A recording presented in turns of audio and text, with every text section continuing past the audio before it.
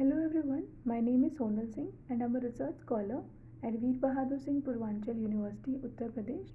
Also, I'm an online educator at Unacademy platform for CTET preparation. Today in this video, we will be learning about intelligence and motivation, which is a course title of learning and teaching from course code B.Ed 102 of your semester 2 syllabus. Regarding the content of this video, first, we will have a brief introduction about intelligence. Then, we will learn about various definitions given by different psychologists. This will give us a more conceptual clarity about intelligence. Then, we will learn about nature of intelligence.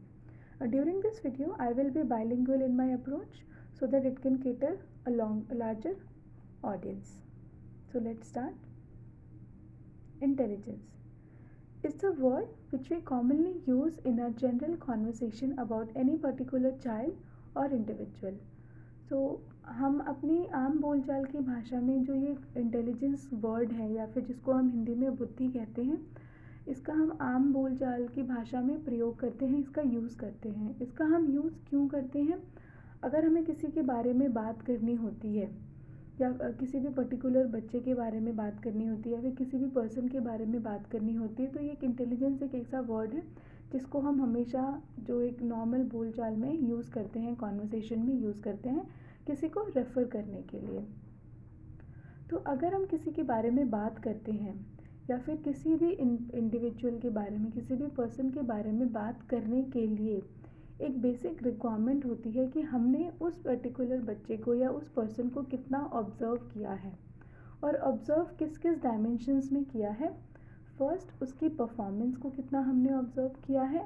Performance को कैसे observe करते हैं कि उसको जो भी activity है, जो भी कार्य दिया गया है, उसको वो किस अप्रोच के साथ डील करता है या फिर वो कितना उसको सक्सेसफुली सॉल्व कर पाता है. इन सब डायमेंशंस को देखते हुए उसकी परफॉर्मेंस को हम ऑब्ज़र्व करते हैं. साथ ही साथ में हम उसके बिहेवियर को ऑब्ज़र्व करते हैं. Behaviour with the surrounding people, behaviour with the surrounding environment. तो इन दोनों चीज़ों को जब हम ऑब्ज़र्व करते हैं तब हमारे पास एक बेसिक होता है, so that on the basis of which we talk about that particular individual और दैट पर्टिकुलर चाइल्ड. सो जो व्यवहार होता है हमारा, परफॉर्मेंस के से पहले जो हमारा व्यवहार होता है वो हमें ज़्यादा एबल करता है किसी के बारे में या हमारे बारे में कोई बात करे. तो जो हमारा बिहेवियर है, किसी भी पर्सन का जो बिहेवियर है वो शेप होता है हमारे बहुत सारे कैरेक्टरिस्टिक, बहुत सारे एट्रीब्यूट्स के वजह से. जैसे कि इंटरेस्ट, हम किसी भी कार्य में कितने इंटरेस्ट या कितनी रुचि ले रहे हैं या फिर हम उसको कार्य को करना चाहते हैं कि नहीं, या फिर जस्ट लाइक दैट अगर कोई हमसे बात कर रहा है तो हम कितनी इंटरेस्ट के साथ में उस बात को सुन रहे हैं. सेकेंड है एटीट्यूड. अगर हमें कोई कार्य दिया गया है या फिर हमारे सामने कोई भी ऐसी सिचुएशन है, उस सिचुएशन को लेके how much positive and how much progressive we are, हम कितने पॉजिटिव सकारात्मक सोच को रखते हैं वो. And the desire for knowledge, और जानने की इच्छा कितनी है. किसी भी चीज़ के बारे में हमारे अंदर वो रेडीनेस है कि नहीं है, हम प्रिपेयर्ड हैं कि नहीं है, वो इंडिविजुअल प्रिपेयर्ड है कि नहीं है. ये जो चीज़ें होती हैं ये उसके बिहेवियर को बारे में हमें बताती हैं. Along with these three, communicative skill, ये सब चीज़ें अगर किसी के अंदर हैं, उसके अंदर इंटरेस्ट है, एटीट्यूड अच्छा है, उसका डिज़ायर फॉर नॉलेज अच्छा है, लेकिन वो इन सब चीज़ों को एक प्रभावी तरीके से दूसरों तक कम्युनिकेट नहीं कर पा रहा है, तो उस टाइम पे प्रॉब्लम हो जाती है. तो एक बेटर कम्युनिकेशन स्किल होना भी एक पर्सन के बिहेवियर के बारे में हमें बताता है. Along with all these attributes, there are various other attributes as well. Intelligence is an attribute.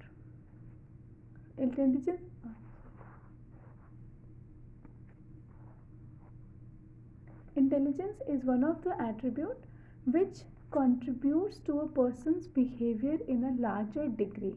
So बुद्धि का होना हमारे व्यवहार को एक बहुत ही भारी मात्रा में प्रभावित करता है. सो हमारे साथ में हमारे जो पर्सनालिटी होती है वो इन सब चीज़ों से इफ़ेक्ट होती है उसके साथ में जो बुद्धि का जो इसमें रोल है, जो इंटेलिजेंस का जो रोल है, वो एक लार्जर डिग्री में, लार्जर एक्सटेंट में होता है, जिसको हमारे ऋषियों ने, हमारे मुनियों ने हमारे एंशिएंट इंडिया के टाइम पे विवेक या फिर बुद्धि विवेक का नाम दिया है. So what are the definitions which are given by different psychologists in past regarding intelligence? और इन डेफिनेशंस के द्वारा उन्होंने इंटेलिजेंस के कॉन्सेप्ट को हमें क्लियर करने का जो कोशिश किया है उसके बारे में पढ़ते हैं अभी. जो फर्स्ट और फॉर्मल डेफिनेशन दी गई थी इंटेलिजेंस की, वो दी गई थी बोरिंग के द्वारा. It was given by boring in the year 1923.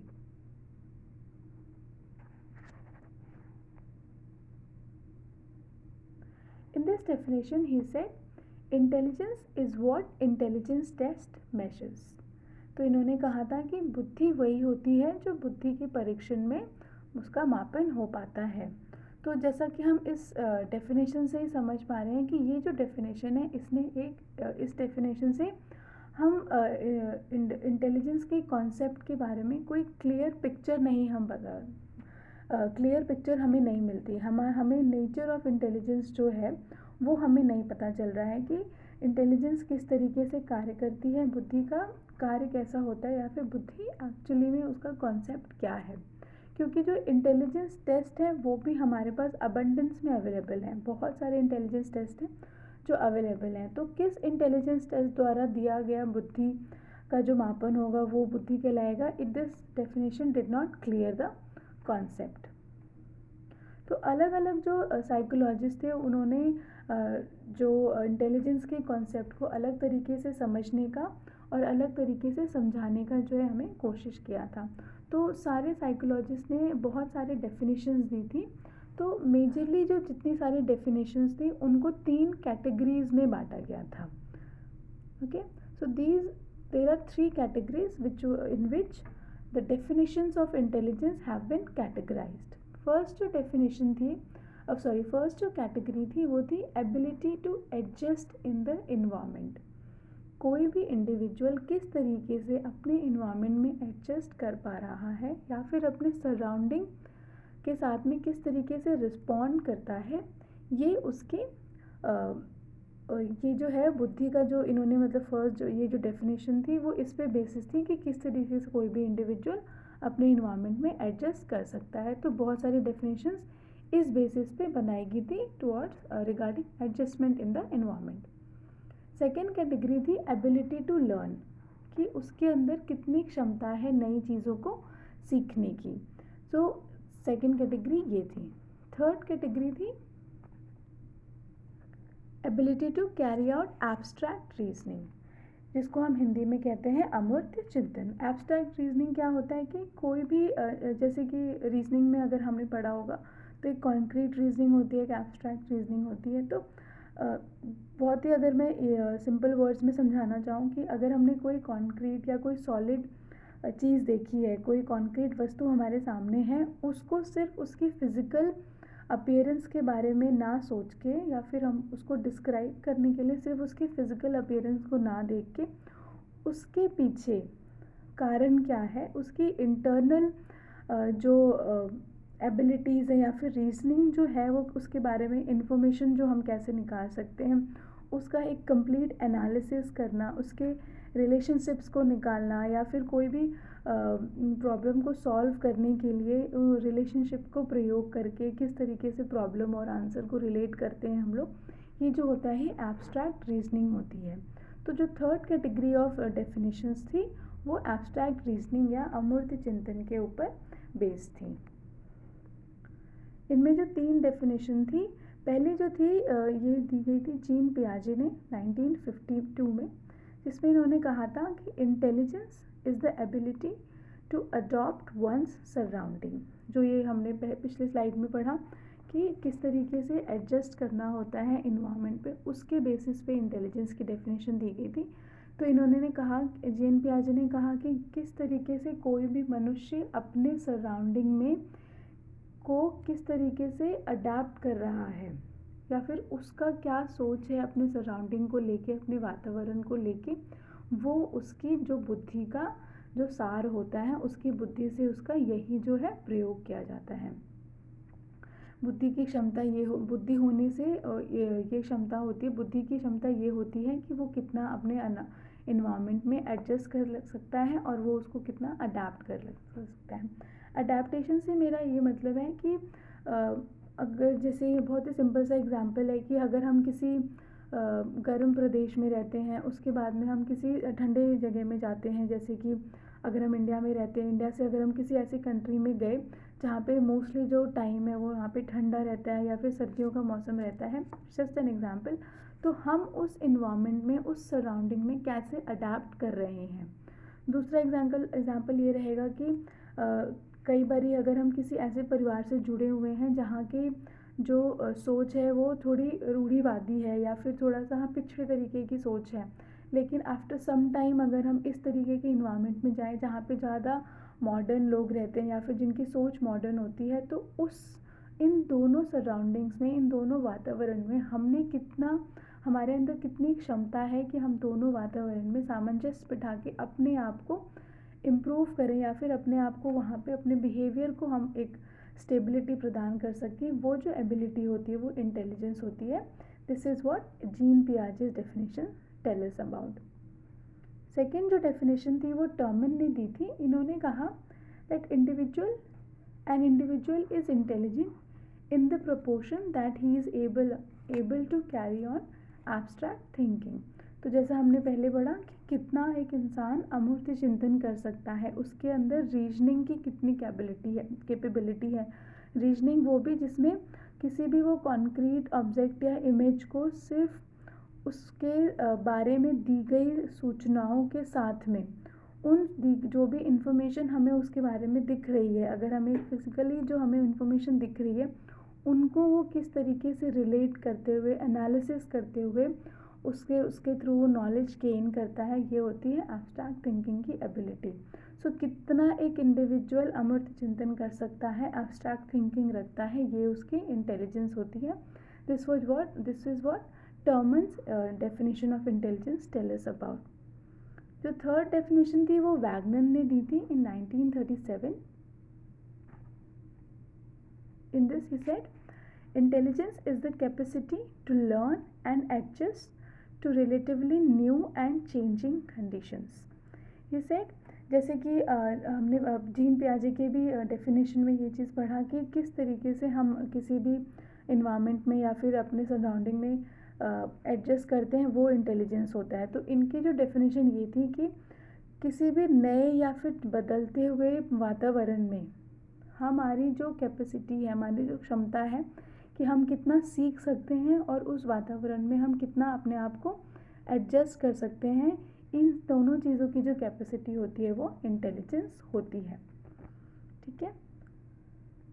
इसके अलावा जो अलग अलग डेफिनेशंस दी गई थी, इन सारी डेफिनेशंस में जो हमने अभी ये 3 डेफिनेशंस पढ़ी हैं, इन सभी डेफिनेशंस में हमें एक एक एबिलिटी के बारे में ही जो मतलब केटर किया गया है, एज अ होल कोई बात नहीं हुई है। ठीक है। तो एक जनरल एबिलिटीज़ को, क्योंकि जो इंटेलिजेंस है ये इंडिविजुअल के ओवरऑल पर्सनालिटी को अफेक्ट करता है, तो जनरल एबिलिटीज़ को माइंड में रखते हुए कुछ साइकोलॉजिस्ट ने इंटेलिजेंस को और अलग तरीके से डिफ़ाइन करने की कोशिश की है। तो हम वो भी डेफिनेशन देखते हैं इंटेलिजेंस की। अगली जो डेफिनेशन है वो दी गई है वेशलर ने। उनकी एक बुक थी जिसका नाम था measurement of adult intelligence in the year 1939। उसमें उन्होंने कहा कि intelligence is the aggregate or global capacity of the individual to act purposefully, to think rationally and to deal effectively with his environment. तो इन्होंने जनरल एबिलिटी को ध्यान में रखते हुए बात की है। तो इसको समझने के लिए हम एक एक जो जैसे कि इसको 3 या 4 पार्ट में करके समझते हैं। तो इन्होंने फर्स्ट चीज़ क्या बोला है, intelligence is the aggregate or global capacity of the individual. तो फर्स्ट इन्होंने क्या बोला है कि जो इंटेलिजेंस होता है ये सिर्फ किसी एक एबिलिटी के बारे में नहीं होता है, it's an aggregate or global capacity.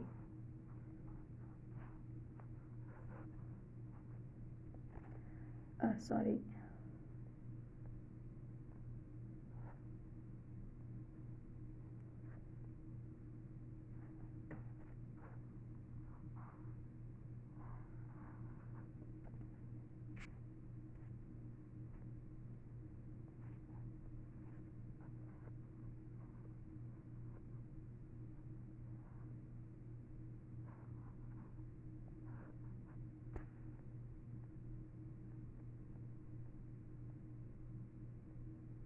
सो इन्होंने फर्स्ट चीज़ क्या बोली है कि ये एग्रीगेट होता है, कई सारी एबिलिटीज़ का एग्रीगेट या फिर एवरेज जिसको हम बोलते हैं, या फिर जो सम अप जिसको अगर हम बहुत ही सिंपल लैंग्वेज में बोलें कि कई सारी एबिलिटीज़ का एग्रीगेट होता है इंटेलिजेंस।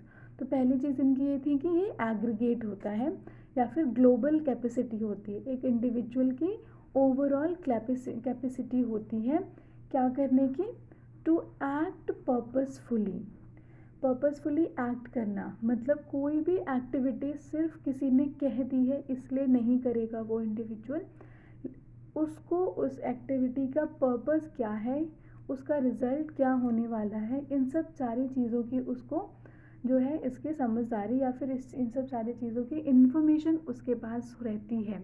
तो कोई भी एक्टिविटी का पर्पस जानते हुए एक्ट करना, साथ साथ में to think rationally. Rational thinking क्या होता है, जब भी हम किसी लॉजिक या रीजनिंग के साथ में कोई भी चिंतन करते हैं, कोई भी थिंकिंग करते हैं, तो उसको हम रैशनल थिंकिंग कहते हैं कि उसका हम प्लस और माइनस दोनों चीज़ें देखते हैं, उसके कोई भी चीज़ों को बिना लॉजिक के नहीं समझते हैं, उसके साथ में हम एक लॉजिक को, एक रीज़न को जोड़ के जब हम कोई चीज़ को समझते हैं, सोचते हैं, वो रैशनल थिंकिंग कहलाती है। And to deal effectively with this environment, और हमारा जो इन्वायरमेंट है उसके साथ में इफ़ेक्टिव तरीके से डील करना। इफ़ेक्टिव तरीके से डील करने का मतलब ये है कि अगर हम एडजस्ट कर रहे हैं इस इन्वायरमेंट, अपने इन्वायरमेंट के साथ में, तो एक उसका एक पॉजिटिव रिजल्ट हो, उसका एक इफ़ेक्टिव जो है हमारे बिहेवियर पे, पॉजिटिव इफ़ेक्ट हमारे बिहेवियर पे पड़े। तो इन तीनों चीज़ों का, एक्ट पर्पसफुली, रैशनल थिंकिंग और effective adjustment with the environment, इन तीनों चीज़ों का एग्रीगेट होता है और टोटल कैपेसिटी होती है इंटेलिजेंस। ये वेस्लर ने अपनी डेफिनेशन में हमें बताया है। उसके बाद जो नेक्स्ट डेफिनेशन है वो दी गई है रॉबिन्सन एंड रॉबिन्सन के द्वारा, जिसको इन्होंने अपने book the mentally retarded child 1965 में दिया था।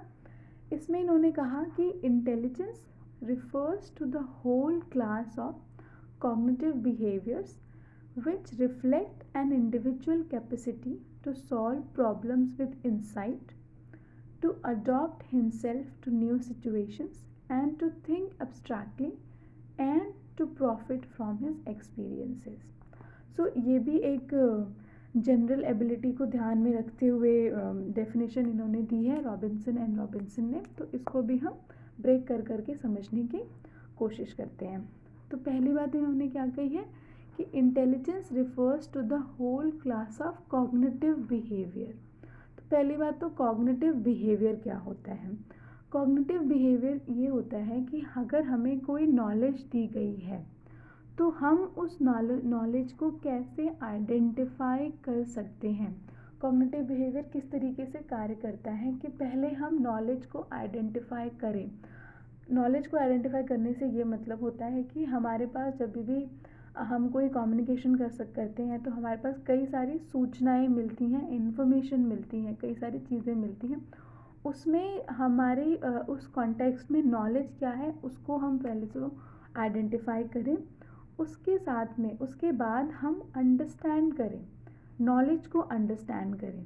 यहाँ पे सॉल्यूशन की बात नहीं हो रही, यहाँ पे हम नॉलेज की बात कर रहे हैं या फिर प्रॉब्लम की बात कर रहे हैं कि कोई भी प्रॉब्लम है उसको हम पहले आइडेंटिफाई करें, फिर उस प्रॉब्लम को हम अंडरस्टैंड करें कि उस प्रॉब्लम अंडरस्टैंड कैसे करेंगे, उस प्रॉब्लम को हम ब्रेक करते हैं। अगर किसी भी प्रॉब्लम को हमें अंडरस्टैंड करना है तो उसके जो पार्ट्स होते हैं हम उनको ब्रेक करके कि वो क्या क्या पूछ रहा है, उसका पर्पस क्या है और हमें इसको किस तरीके से देखना चाहिए, और लास्ट में हम उस प्रॉब्लम को परसीव करते हैं। परसीव करने का क्या मतलब होता है, when we attach a meaning according to us to any problem, कि हम अपने द्वारा या फिर अपने सोच के अकॉर्डिंग, अपनी अंडरस्टैंडिंग के अकॉर्डिंग कोई एक अर्थ जो है हम किसी भी चीज़ को जब हम जोड़ देते हैं तो वो परसीविंग कहलाता है। जैसे कि कहते हैं कि ये तुम्हारा परसेप्शन है, मेरा नहीं। जैसे एक सब्जेक्टिव नेचर हो जाता है कि हम कोई भी एक पर्टिकुलर चीज़ है उसको हर कोई अलग अलग तरीके से परसीव करता है, क्योंकि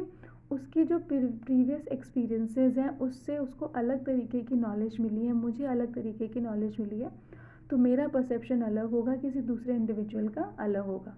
तो कॉग्निटिव बिहेवियर क्या होता है? प्रॉब्लम को आइडेंटिफाई करना, उसको अंडरस्टैंड करना एंड परसीव करना, और फिर उसके बाद में उसके सोल्यूशन के लिए कार्य करना। तो इन्होंने कहा कि इंटेलिजेंस जो है it's a whole class of cognitive behaviours का, कॉग्निटिव ऐसी कॉग्निटिव व्यवहार का, ये संज्ञानात्मक जिसको हम हिंदी में कहते हैं, ऐसी संज्ञानात्मक व्यवहार का पूरा एक समुच्चय है या फिर होल क्लास है, जिससे हमें पता चलता है which reflect an individual capacity to solve problem with insight, सूझ के साथ में, उसके खुद की सूझबूझ के साथ में वो किस तरीके से प्रॉब्लम को सॉल्व करता है, ठीक है। And to adopt himself to new situation, नए नए सिचुएशंस में, नए नए प्रॉब्लम्स में वो किस तरीके अपने आप को कैसे अडॉप्ट कर रहा है, कैसे सॉल्व कर रहा है, अपनी जो नेचर है अपनी जो अप्रोचेस है उसको किस तरीके से चेंज करता है प्रॉब्लम और सिचुएशन के अकॉर्डिंग। एंड अब्स्ट्रैक्ट जो है अमूर्त चिंतन किस तरीके से कर पाता है, अब्स्ट्रैक्टली कैसे सोचता है हर नए तरीके के प्रॉब्लम को लेके। और इन सब चीज़ों के प्रोसेस के बाद में, इन सब चीज़ों को प्रोसेस के बाद में उसमें और एक चीज़ वो ऐड करता है कि जो उसके प्रीवियस एक्सपीरियंसेस हैं उनका ये प्रयोग करके उसको ये उसका एक फ़ायदा लेके वो किस तरीके से किसी भी पर्टिकुलर प्रॉब्लम को सॉल्व करता है या फिर उसकी कॉग्निशन को कितना हेल्प करता है, ये जो है रॉबिन्सन एंड रॉबिन्सन की डेफिनेशन में इंटेलिजेंस के बारे में, बुद्धि के बारे में समझाया गया है, ठीक है।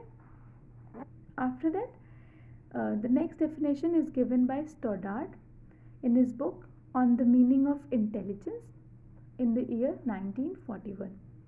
In this he said, intelligence is the ability to understand activities that are characterized by first difficulty, complexity, abstractness, economy, adaptiveness to a goal, social value, the emergence of originals, and to maintain such activities under conditions that demand a concentration of energy and resistance to emotional factor. So ये भी जो एक definition है इसमें भी काफ़ी general abilities को या फिर एक एग्रीगेट की तरह ही हमें यहाँ पे भी दिखाया गया है। तो इन्होंने कहा कि फर्स्ट थिंग इन्होंने क्या किया है कि it is an ability to understand activities. तो जैसे कि हमने पिछले डेफिनेशंस में पढ़ा था अलग अलग एबिलिटीज़ बोली, तो इन्होंने कहा कि ये जो है ये किसी भी एक्टिविटी को, किसी भी कार्य को समझने की क्षमता है। It is an ability to understand activities. और कौन सी एक्टिविटीज़ को अंडरस्टैंड करने की ऐसी एक्टिविटी जिनमें कौन कौन सी कैरेक्टरिस्टिक हो जिसको समझने की क्षमता है, ऐसी एक्टिविटी जो कि डिफ़िकल्ट हो, जिसके अंदर एक डिफ़िकल्टी हो सॉल्व करने में, कि नॉर्मल नहीं, थोड़ी सी डिफ़िकल्ट सिचुएशन को या फिर थोड़ी सी डिफ़िकल्ट एक्टिविटी को सॉल्व करने की क्षमता। कॉम्प्लेक्स हो, उसके अंदर जटिलता हो कि एक नॉर्मल सिचुएशन में या फिर नॉर्मल सॉल्यूशन में ना सॉल्व हो पाए, उसमें कई सारे टर्न्स हो, कई सारे डिफरेंट सिचुएशन एक साथ में एम्बेडेड हो, इस तरीके की एक्टिविटी। एब्स्ट्रैक्टनेस हो कि सिर्फ एक फ़िज़िकल तरीके से कोई प्रॉब्लम हमारे सामने नहीं है, उसको हमें उसके जो प्रॉब्लम है उसको, उसके इन्फॉर्मेशन को हमें रिलेट करना पड़ेगा, उसके साथ में हमें लॉजिक लगाना पड़ेगा उसको सॉल्व करने के लिए। उसकी एक इकोनॉमी हो, उसकी एक वैल्यू हो, उसका एक गोल हो उस एक्टिविटी को करने के बाद में। जैसा कि हमने एक पिछली डेफिनेशन में पढ़ा था कि पर्पसफुल एक्टिविटी होनी चाहिए, कि उसका एक पर्पस हो, लास्ट में हमें उससे क्या मिल रहा है। सोशल वैल्यू भी हो, समाज में उसकी कितनी मान्यता है, और उससे क्या होता है कि एक नया चीज़, एक नोवेल चीज़ का भी हमें उस एक्टिविटी के ख़त्म होने के बाद में ऐसी कोई चीज़ हमें मिले हम या फिर एक नोवेल या इनोवेटिव चीज़ कर पाएँ। तो इन सब एक्टिविटीज़ को अंडरस्टैंड कर ऐसी एक्टिविटी जिनमें ये सब सारी कैरेक्टरिस्टिक को इन सब एक्टिविटीज़ को अंडरस्टैंड करने की जो क्षमता होती है वो इंटेलिजेंस होती है। और इसके साथ में इन्होंने ये बोला है कि and to maintain such activities, और इन एक्टिविटीज़ को ऐसी इसका एक मेंटेनेंस ऐसा रखना जब हम अपने जो हमारी एनर्जी है टू सॉल्व एनी प्रॉब्लम, हम उसको भी कंसंट्रेट कर पाएँ, हम उसको भी अच्छी तरीके से एक पॉजिटिव रास्ते में यूज़ कर पाएँ, और साथ साथ में हमारे जो इमोशनल फैक्टर्स हैं हम उसको भी रेजिस्ट कर पाएँ। कि अगर हम कोई भी एक्टिविटी को सॉल्व कर रहे हैं या फिर हम कोई भी एक्टिविटी कर रहे हैं तो उसमें हमारा जो इमोशनल फैक्टर है वो किसी तरीके से अफेक्ट या इफ़ेक्ट उसको ना कर पाए। तो ये कुछ डेफिनेशंस थी जो इंटेलिजेंस के बारे में अलग अलग साइकोलॉजिस्ट ने दी थी, जिसको हमने यहाँ पे समझाने की कोशिश की है। होप आप लोगों को समझ आया हो। आगे बढ़ते हैं नेचर ऑफ इंटेलिजेंस के बारे में। क्विकली हम नेचर ऑफ इंटेलिजेंस पढ़ लेते हैं कि वैसे जितने भी हमने डेफिनेशंस पढ़ी हैं इन सब डेफिनेशंस के थ्रू जो नेचर ऑफ इंटेलिजेंस है this is quite clear to us, but if we अगर हम एग्ज़ाम पॉइंट ऑफ व्यू से देखें तो देर आर फ्यू पॉइंट्स जिसको हम हाईलाइट कर सकते हैं कि इंटेलिजेंस का नेचर क्या है, उसको हम यहाँ पे देखते हैं। What are the main points regarding the nature of intelligence which we have drawn out from the previous definitions which we read which are given by different various psychologists। तो अलग अलग साइकोलॉजिस्ट ने जो भी हमें डेफिनेशंस दी हैं उनके आधार पे हमें नेचर ऑफ इंटेलिजेंस के बारे में क्या पता चलता है। पहला है कि intelligence is an aggregate of different abilities. तो जो इंटेलिजेंस है सिर्फ कोई एक पर्टिकुलर क्षमता नहीं है या फिर एक कोई पर्टिकुलर एबिलिटी नहीं है, ये कई सारी एबिलिटीज़ का जोड़ है, उनका एवरेज है, उनका समुच्चय है।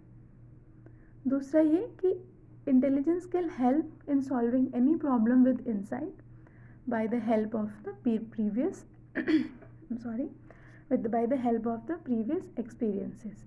कि जो भी हमने पहले हमारी जैसे भी एक्सपीरियंसेस रहे हैं या फिर हमने पहले जो प्रॉब्लम सॉल्व किए हैं उन प्रॉब्लम सॉल्व करने के रिज़ल्ट में हमें जो भी नॉलेज प्राप्त हुआ है, जो भी हमें नॉलेज गेन हुआ है, उस नॉलेज के बेसिस पे, हमारे प्रीवियस एक्सपीरियंसेस के बेसिस पे हम किस तरीके से आगे आने वाली प्रॉब्लम को सोच के साथ में, इंसाइट के साथ में कैसे सॉल्व कर सकते हैं, उससे में हमारे इंटेलिजेंस जो हमारी हेल्प करता है। साथ ही साथ में intelligence can make a person does purposeful activities. अगर एक इंटेलिजेंट, एक बुद्धिमान इंसान है तो वो कोई भी एक्टिविटी करेगा तो उसके पीछे जो उसका यूज़ है, उसका पर्पस है, उसको जान के, उसको पहचान के करेगा।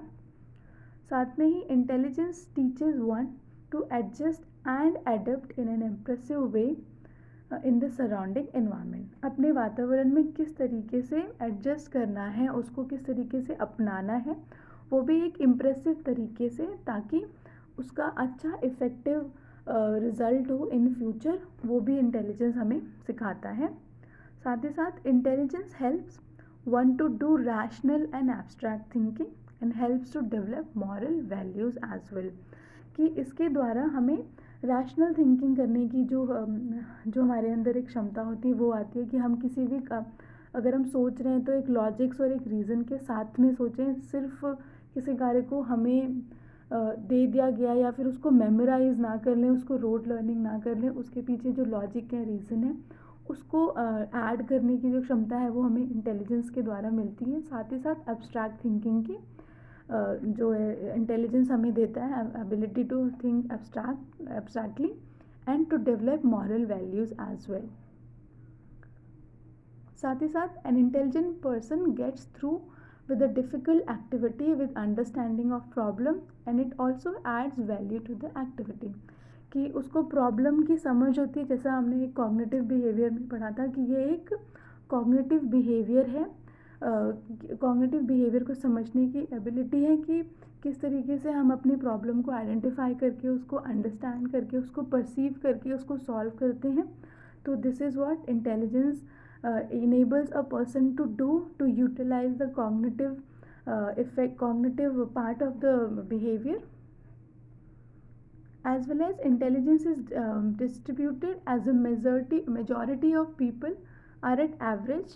This is what the nature of intelligence is tells us कि मोस्ट ऑफ द पीपल में, ज़्यादातर लोगों में एवरेज इंटेलिजेंस होती है. जो कुछ होते हैं वो बहुत ज़्यादा ब्राइट होते हैं और कुछ होते हैं जो बहुत ज़्यादा डल होते हैं, लेकिन मोस्टली लोगों में ये एक एवरेज बेसिस पे अवेलेबल होती है या फिर डिस्ट्रीब्यूटेड होती है. और हर इंडिविजुअल टू इंडिविजुअल ये वेरी करती है. जैसा कि हमें आईक्यू लेवल हम आगे के लेसन्स में पढ़ेंगे, आईक्यू लेवल से पता चलता है कि हर इंडिविजुअल का आईक्यू लेवल अलग होता है, तो उसका हर चीज़ के साथ में, हर प्रॉब्लम को, हर एक्टिविटी को डील करने का जो तरीका होता है वो भी अलग होता है. साथ ही साथ में intelligence does not only vary from individual to individual, but it also varies in the same individual at different ages. कि अगर एक, जैसे कि हमें सीधा पता है कि इंटेलिजेंस की वो डेवलपमेंट होती है, छोटे बच्चे की इंटेलिजेंस और एक एडल्ट की इंटेलिजेंस होती है, या फिर एक एडोलसेंट की इंटेलिजेंस काफ़ी अलग होती है. तो हमारे एज के अलग अलग पड़ाव पे भी जो इंटेलिजेंस का इंटेलिजेंस जो होती है वो वेरी करती है. और मोस्टली जो इंटेलिजेंस है वो एडोलसेंट की एज में जाके स्टेबलाइज हो जाती है, और वही इंटेलिजेंस हमारी आगे जाके उतने ही जो इंटेलिजेंस का लेवल होता है वो आगे जाता है. प्लस उसमें सिर्फ क्या होता है कि हमारे प्रीवियस एक्सपीरियंसेस जुड़ने लगते हैं, हमारे पास रैशनली और एब्स्ट्रैक्टली थिंक करने की जो क्षमता होती है वो ऐड होती जाती है. So these are the two books which I have referred for making this the notes of the previous slides. The one book is Advanced Educational Psychology, which is by S.K. Mangal, and another is शिक्षा मनोविज्ञान by A.K. Singh. जो शिक्षा मनोविज्ञान है ये हिंदी में है, और एस के मंगल की जो किताब है ये इंग्लिश में अवेलेबल है. सो उसके साथ में कुछ सजेस्टेड रीडिंग्स भी हैं जो मैं चाहूँगी कि अगर आप इसको पढ़ें तो इंटेलिजेंस के कॉन्सेप्ट की एक बेटर अंडरस्टैंडिंग मिलती है. एजुकेशनल साइकोलॉजी की बुक है जो क्रो एंड क्रो की बुक है, और दूसरी है origins of intelligence in children. This is by Jean पियाजे. So this is all for today's video and today's lesson. I hope you would have had a better understanding of this concept of intelligence. So आपके questions comments में करिएगा. Thank you so much. मिलते हैं अपनी next video में.